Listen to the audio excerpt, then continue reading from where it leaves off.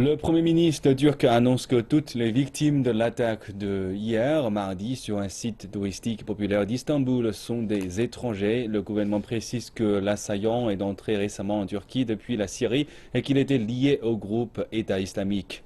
Notre correspondant Natalie Carney nous en dit plus.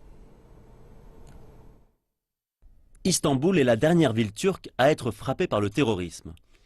L'assaillant est parvenu à s'introduire dans un groupe de touristes composé de 33 citoyens allemands qui visitaient l'obélisque de Théodosius sur la place Sultanahmet, proche de la Mosquée Bleue.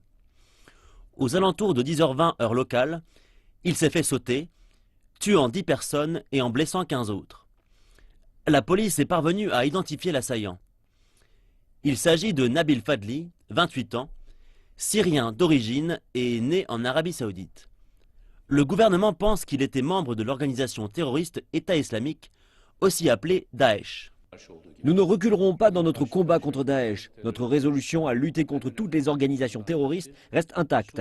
L'une des sources principales du terrorisme aujourd'hui, c'est le conflit en Syrie. La Turquie est l'un des pays les plus affectés par cette situation. Des ambulances se sont rapidement dirigées vers le lieu de l'attaque, tandis que la police récupérait les enregistrements des caméras de surveillance et que les enquêteurs parcouraient la zone à la recherche de preuves.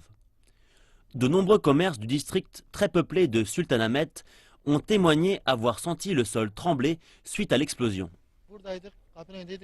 Nous étions ici lorsque soudain il y a eu une grosse explosion. Le sol a tremblé et les gens ont commencé à courir. De la fumée montait dans le ciel.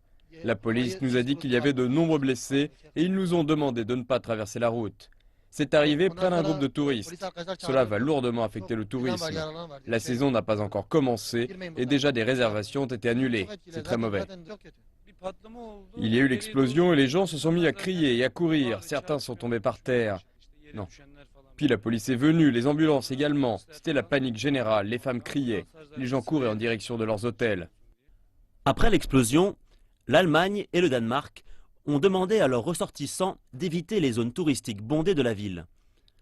Pendant ce temps, la police antiterroriste a arrêté 24 membres présumés du groupe État islamique dans le sud-est du pays.